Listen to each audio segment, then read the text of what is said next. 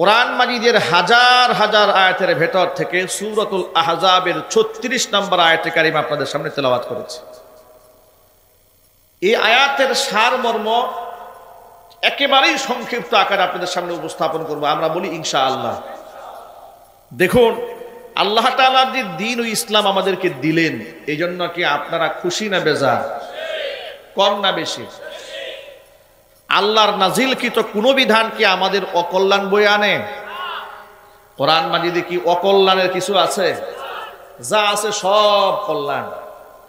বিশেষ করে ইমানদারের জীবনে তো অকল্যাণ বলতে কিছু হতে পারে না। যে ব্যক্তির বিশ্বাস আছে আল্লাহর উপরে, বিশ্বাস আছে আল্লাহ রসুলের উপরে, বিশ্বাস আছে পরকালের উপরে, তার জীবনে হারাবার কিছু নাই। নবী করিম সাল্লাল্লাহু আলাইহি ওয়াসাল্লাম বলেছেন, আজাবান লি আমরিল মুমিন, ইমানদারের বিষয়টি খুব আশ্চর্যজনক। ইন্না আমরাহু কুল্লাহু লাহু খাইর, তার সব কিছুই তার জন্য কল্যাণ হয়। ইন আসাবাতহু সাররাউ শাকারা ফাকানা খাইরান লাহ, মুমিন জীবনে যদি কল্যাণকর কিছু আসে সে শুকরিয়া আদায় করে, নিয়ামত প্রাপ্ত হলে সে শুকরিয়া আদায় করে, এটা তার জন্য কল্যাণ বয়ে আনে। ওয়া ইন আসাবাতহু দাররাউ সাবারা ফাকানা খাইরান লাহ, যদি জীবনে কোনো মুসিবত আসে, বিপদ আসে, এতেও তার অকল্যাণ বলতে কিছু থাকে না, কারণ সে ধৈর্য ধারণ করে, এটাও তার জন্য কল্যাণ বয়ে আনে। জোরে বলেন সুবহানাল্লাহ। মুমিন জীবনে সব কল্যাণ বয়ে আনে। মুমিন যদি বুঝতে পারে, উপলব্ধি করতে পারে যে আল্লাহর নাজিলকৃত বিধান, আল্লাহ রসুলের নাজিলকৃত বিধানগুলো, আল্লাহ রসুলের দেওয়া বিধানগুলো আমাদের জন্য কিভাবে গ্রহণ করা উচিত, আমি এই কথাটাই শুধু আপনাদেরকে সংক্ষিপ্ত দুই একটি কথার মাধ্যমে উপস্থাপন করবো, আমরা বলি ইনশাআল্লাহ। আচ্ছা প্রিয় ভাইরা, আমরা যে নামাজ পড়ি, রোজা রাখি, হজ করি, যাকাত দেই, অনেকেই নামাজ পড়ে বাধ্য হয়ে, আবার কেউ নামাজ পড়ে ভালোবেসে, কেউ পর্দা করে বাধ্য হয়ে, কেউ পর্দা করে ইসলামকে ভালোবেসে, শরীয়তকে মহব্বত করে, ঠিক না ভাই? কেউ সমাজে দান করে সওয়াব প্রাপ্তির আশায়, বিনিময় প্রাপ্তির আশায়, আবার কেউ দান করে সামাজিকতা রক্ষা করার জন্য। কেউ ইসলামকে মান্য করে সামাজিকভাবে মান্য করতে হয়, না হলে কেমন দেখা যায়, এটা করার জন্য। আবার কেউ কেউ ইসলামকে মান্য করে হৃদয়ের গভীর থেকে ভালোবাসা নেই। কিন্তু একজন মুমিন মুসলমান হিসেবে প্রত্যেকটা মানুষের এই কথা জানা থাকা উচিত, আল্লাহর নাজিলকৃত সকল বিধান এমনভাবে গ্রহণ করতে হবে যে আমার মনের মধ্যে কোনো সংকোচ এর মধ্যে থাকবে না। এমন কথা বলা যাবে না দাড়ির ব্যাপারে যে দাড়ি ইসলাম তো মানি, কিন্তু দাড়ির বিধানটা আল্লাহ কেন দিলেন? এই আধুনিক জমানায় সেই পর্দার বিধানটা আল্লাহ তাআলা কেন দিলেন? সুদ খাওয়া আল্লাহ কেন হারাম করলেন? ঘুষ খাওয়া আল্লাহ কেন হারাম করলেন? এটা তো আমার মাথায় আসতেছে না। এই ধরনের কোনো প্রকার শঙ্কা মনের মধ্যে রাখা যাবে না। যেমন শরীয়তে হদ আছে, বিধান আছে, কোনো ব্যক্তি যদি চুরি করে, রাষ্ট্রে যদি খেলাফত কায়েম থাকে, রাষ্ট্র সরকার তার হাতটা কেটে দেবে প্রমাণ পাওয়া গেলে। এখন আপনি মুমিন মুসলমান হয়ে মনে মনে ভাবলেন, ইসলামের সব বিষয় সুন্দর লাগে, কিন্তু হদের বিষয়টা, শাস্তির বিধানটা এতটা কঠিন কেন, ভালো লাগে না, এই একটা শঙ্কা। আবার বললেন ইসলামে জিনাবে বিচার করলে মৃত্যুদণ্ডের আইন, এটা বড় কঠিন কাজ, এটা বড় বেমানান লাগে আমার কাছে, নাউজুবিল্লাহি মিন যালিক। এইরকম মনের মধ্যে রাখার কোনো সুযোগ নেই। আমি যে আয়াতখানা আপনাদের সামনে তেলাওয়াত করেছি, আয়াতটি সূরাতুল আহজাবের ৩৬ নম্বর আয়াত। এর আয়াতটা নাজিল হওয়ার একটা প্রেক্ষাপট আছে, একটা শানে নুজুল আছে। প্রেক্ষাপট হচ্ছে নবী করিম সাল্লাল্লাহু আলাইহি ওয়াসাল্লামের পালক পুত্র যায়েদ বিন হারেসা রাদিয়াল্লাহু তাআলা আনহু, নাম শুনেছেন আপনারা? এই যায়েদ বিন হারেসা রাদিয়াল্লাহু তাআলা আনহুর বিবাহের জন্য পয়গাম পেশ করলেন রাসূলের আপন ফুফাতো বোন যায়নাব বিনতে জাহাশ রাদিয়াল্লাহু তাআলা আনহার কাছে। কিন্তু যায়নাব বিনতে জাহাশ রাদিয়াল্লাহু তাআলা আনহা এই বিবাহে সম্মতি জ্ঞাপন করলেন না। এমনকি যায়নাব বিনতে জাহাশের আপন ভাই আব্দুল্লাহ বিন জাহাশ, তিনিও রাসূলের এই প্রস্তাবে সম্মতি জ্ঞাপন করলেন না, মানে মন থেকে এটা গ্রহণ করতে পারলেন না। গ্রহণ না করার পেছনে তাদের যুক্তি হলো, যায়নাব বিনতে জাহাশের যুক্তি হলো, আমি একজন কুরাইশি নারী, সম্ভ্রান্ত সুন্দরী নারী। আর যায়েদ বিন হারেসা যদিও রসুলের পালক পুত্র, কিন্তু সে তো গোলাম হয়ে মক্কার উকাজের বাজারে বিক্রি হয়েছিল। আমি একজন স্বাধীন সম্ভ্রান্ত সুন্দরী নারী হয়ে একটা গোলামকে স্বামী হিসেবে আমি গ্রহণ করতে পারি না। মন থেকে তিনি অ্যাকসেপ্ট করতে পারলেন না। এই ব্যাপারে কোরআন মাজিদ আল্লাহ পাক আয়াত নাজিল করলেন। আল্লাহ পাক বললেন, ওয়ামা কানা লিমুমিনিন ওয়ালা মুমিনাতিন ইদা কাদাল্লাহু ওয়া রাসূলুহু আমরা। আমি আল্লাহ এবং আমার রাসূল যদি কোনো ব্যাপারে কোনো সিদ্ধান্ত দিয়ে ফেলি, সিদ্ধান্ত দেওয়ার পরে ওয়ামা কানা লিমুমিনিন ওয়ালা মুমিনাতিন, কোনো ঈমানদার নারী পুরুষের আর অধিকার থাকে না আইয়াকুনা লাহুমুল খিয়ারাতু মিন আমরিহিম, নিজের পক্ষ থেকে মতামত ব্যক্ত করার কোনো সুযোগ নাই। কারণ সিদ্ধান্ত কে দিয়েছে জোরে বলেন তো?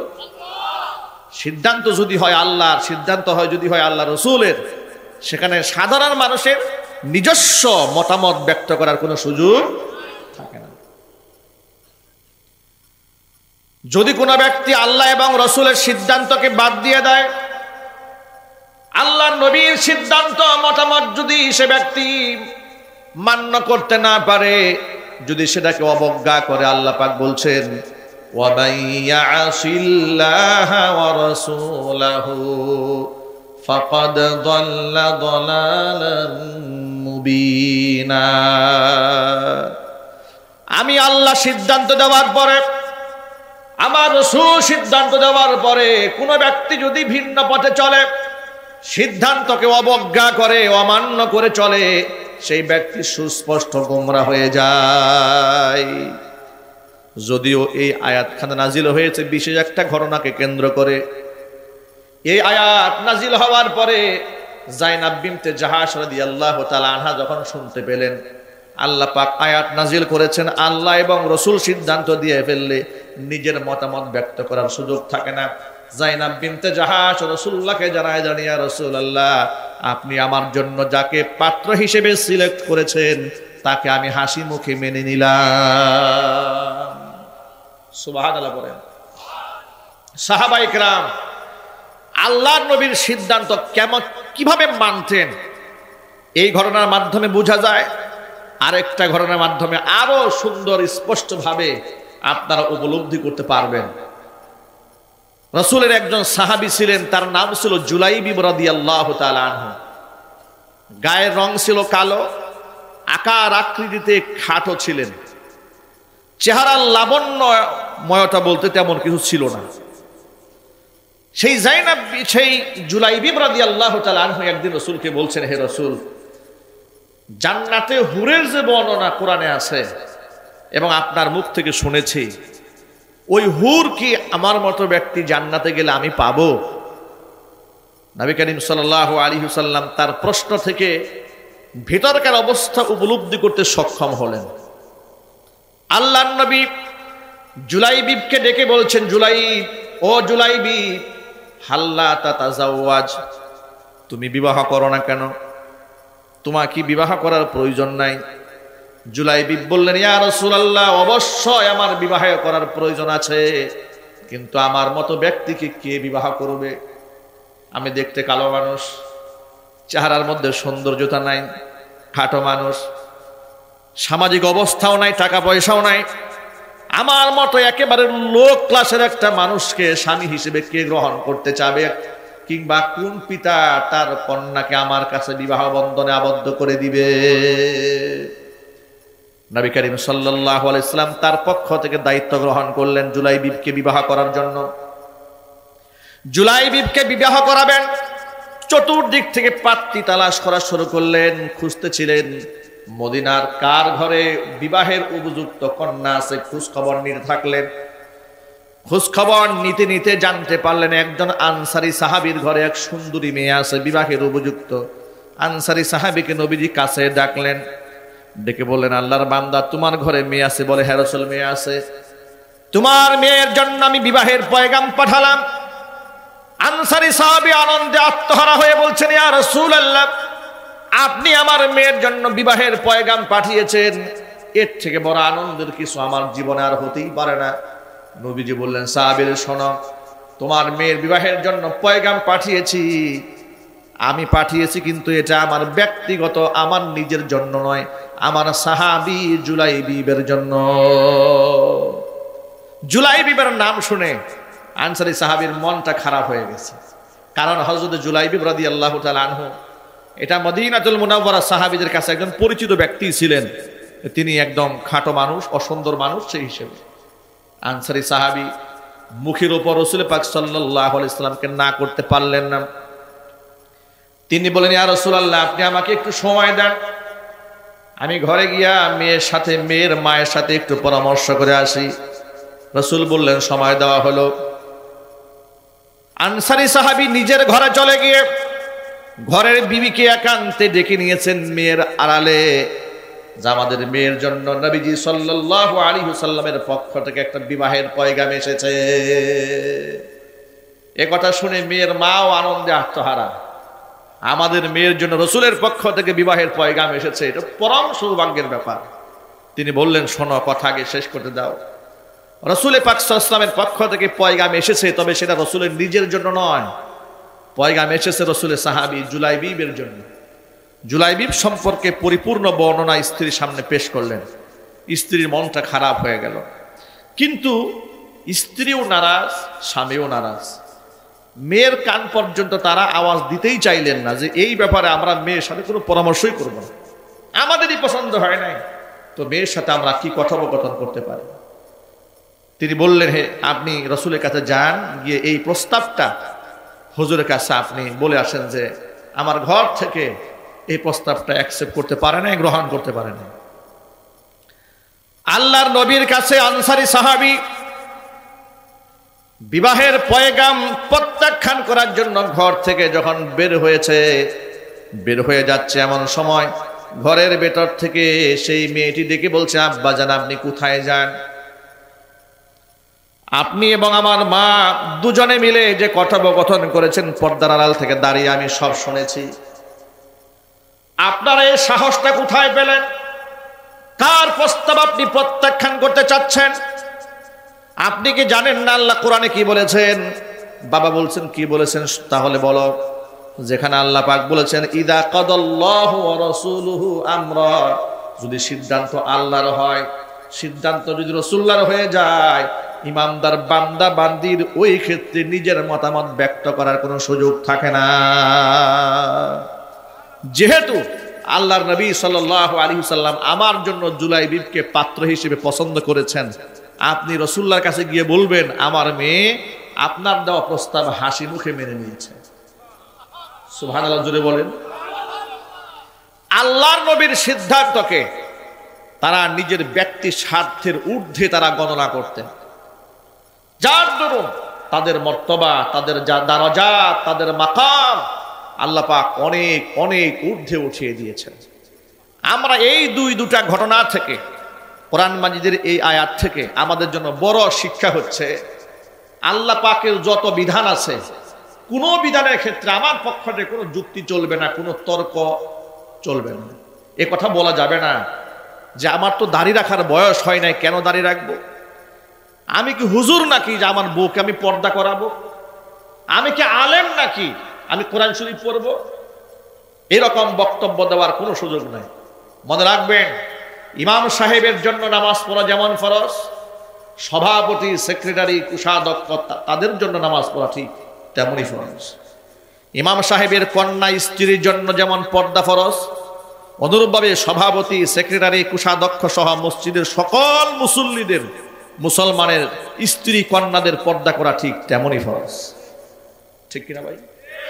ইমাম সাহেবের জন্য যেমন সুদ ঘুষ হারাম, মুক্তাদির জন্য সুদ ঘুষ হারাম। এখানে বিভাজনের কোনো সুযোগ নাই। অনেক যুবকেরা মনে করে যে মাথা আমি টুপি দিব কেন, আমি কি মাদ্রাসার ছাত্র? মুখে আমি দাড়ি কেন লাগবো, আমি কি হুজুর? প্রিয় ভাইয়েরা, যদি প্রশ্ন করা হয় কিয়ামতে রাসূলের শাফাত শুধু কি হুজুরের প্রয়োজন না আপনাদের সকলেরই প্রয়োজন? যদি তাই হয়ে থাকে, হুজুর কেন একা রসুলকে আপন বানাবে? হুজুর একা রসুলকে আপন কেন বানাবে? আমরা সকলেই নবী করিম সাল্লাল্লাহু আলাইহি সাল্লামকে কলিজার চেয়ে বেশি আপন বানায় নেব ইনশাআল্লাহ বলেন। আর সেটা প্রমাণ হবে আমাদের আমলের মাধ্যমে। মান আহাব্বা সুন্নতি ফাকাদ আহাব্বানি ওয়া মান আহাব্বানি কানা মাই ফিল জান্নাহ। যেই ব্যক্তি আমার সুন্নাহকে ভালোবাসবে সেই ব্যক্তি আমাকে ভালোবাসবে, যে ব্যক্তি আমাকে ভালোবাসবে সেই ব্যক্তি আমার সাথে জান্নাতে হবে। আমরা কি রাসূল পাক সাল্লাল্লাহু আলাইহি ওয়াসাল্লামের ভালোবাসার পরিচয় দিতে পারবো তো ইনশাআল্লাহ? আজকের পর থেকে এক ওয়াক্ত নামাজও আমাদের কাজা হবে না, আমরা বলি ইনশাআল্লাহ। মুখের দাড়িতে আমরা হাত লাগাবো না, দাড়িটা কামাবো না, বলি ইনশাআল্লাহ। আজকের পর থেকে আমরা মিথ্যা কথা বলবো না, চুরি ডাকাতি করব না, অন্যের হক নষ্ট করব না, বলেন না ইনশাআল্লাহ। হে রাসূল বুঝি না আমি রেখেছ বেঁধে মোরে কোন সুতোয় তুমি, রেখেছ বেঁধে মোরে কোন সুতোয়। হে রাসূল বুঝি না আমি রেখেছ বেঁধে মোরে কোন সুতোয় তুমি, রেখেছ বেঁধে মোরে কোন সুতোয়। তোমারি নামে আনন্দে দুলি, তোমারি নামে দুনিয়া ভুলি, কি জাদু রাখা ওই নামেতে। তোমারি নামে আনন্দে দুলি, তোমারি নামে দুনিয়া ভুলি, কি জাদু রাখা ওই নামেতে।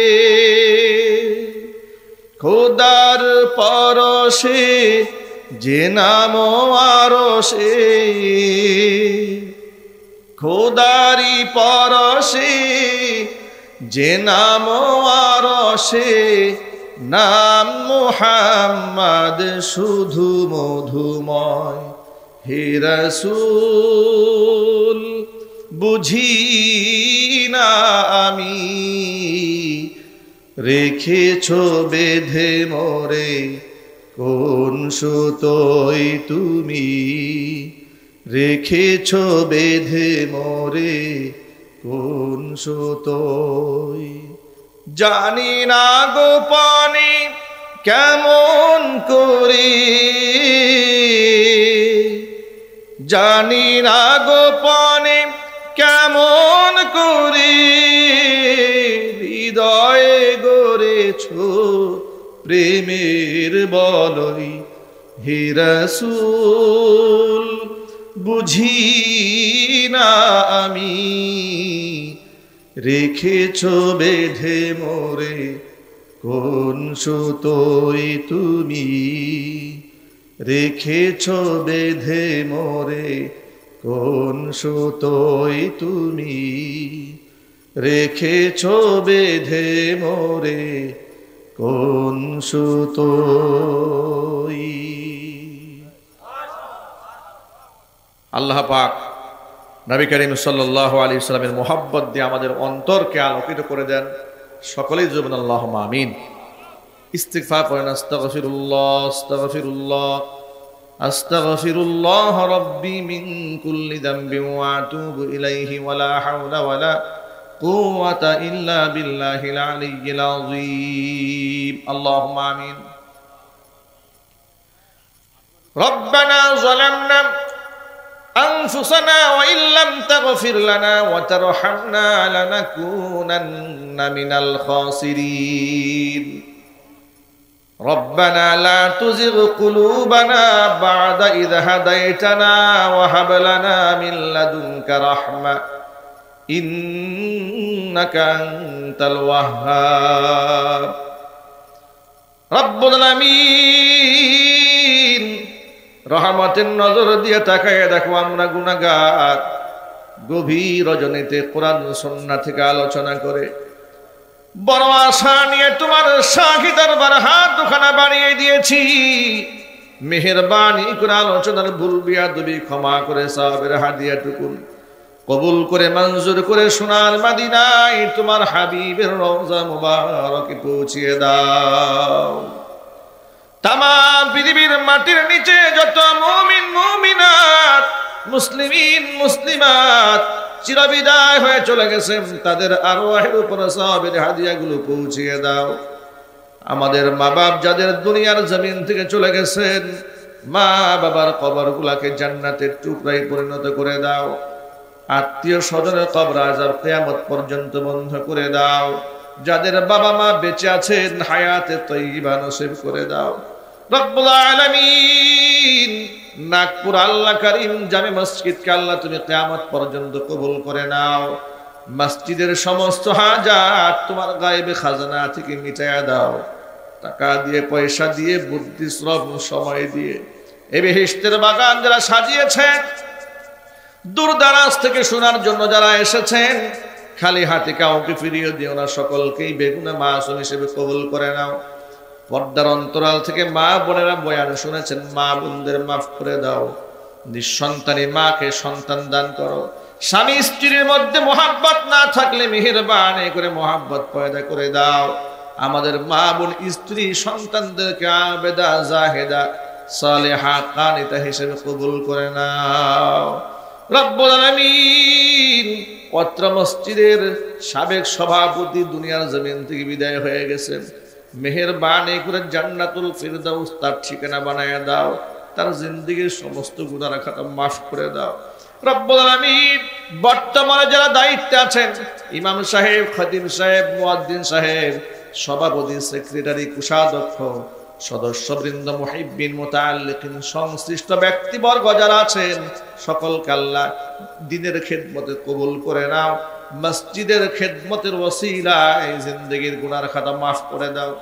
রব্বুল আলামিন বিগত 3 দিন তাফসিরে যে সমস্ত উলামায়ে কেরাম কোরআন সুন্নাহ থেকে বয়ান পেশ করেছেন, সকলকে হায়াতে তয়্যিবা দান করে দাও। প্রত্যেক বছর আরো সুন্দর আয়োজন করে বেলাল ভাই এবং তাদের সহযোগী যারা আছেন সকলের নেতৃত্বে আরো সুন্দরভাবে মঞ্চ সাজাতে পারেন সেই তৌফিক দান করে দাও। যারা টাকা দিয়ে, পয়সা দিয়ে, বুদ্ধি শ্রম সময় দিয়ে সহযোগিতা করেছেন, আল্লাহ তাদেরকে তুমি মাফ করে দাও। তাদের জানে, মালে, ইজ্জতে, সম্মানে ভরপুর বরকত দান করে দাও। অত্র এলাকার সমস্ত মুর্দিগানের কবর আযাব কিয়ামত পর্যন্ত বন্ধ করে দাও। রব্বুল আলামিন জামিয়া মাদানিয়া আরাবিয়া গাজীপুর মাদ্রাসাকে তুমি কিয়ামত পর্যন্ত কবুল করে নাও। রব্বুল আলামিন মাদ্রাসার ছাত্র, গার্জিয়ান, মুহিব্বিন যারা আছেন, আল্লাহ তাদের সকলকেই তুমি কবুল করে নাও। রব্বির হামহুমা কামা রব্বায়ানি সগীরা, রব্বির হামহুমা কামা রব্বায়ানি সগীরা, রব্বি লা তাদারনি ফারদান ওয়া আনতা খায়রুল ওয়ারিসিন, রব্বি হাবলি মিন লাদুনকা যুররিয়াতান তাইয়্যিবা ইন্নাকা সামিউদ দুআ। রব্বানা হাব লানা মিন আজওয়াজিনা ওয়া যুররিয়াতিনা কুররাতা আ'য়ুনিন ওয়াজআলনা লিল মুত্তাকিনা ইমামা। রব্বির হামহুমা কামা রব্বায়ানি সগীরা। তাকাব্বাল মিন্না ইন্নাকা আনতাস সামিউল আলীম ওয়া তুব আলাইনা ইন্নাকা আনতাত তাওয়াবুর রহিম। সুবহানা রাব্বিকা রাব্বিল ইজ্জাতি আম্মা ইয়াসিফুন ওয়া সালামুন আলাল মুরসালিন ওয়ালহামদুলিল্লাহি রাব্বিল আলামিন। ওয়াজআল আখির কালিমাতিনা ইনদাল মাউতি লা ইলাহা ইল্লাল্লাহু মুহাম্মাদুর রাসূলুল্লাহ।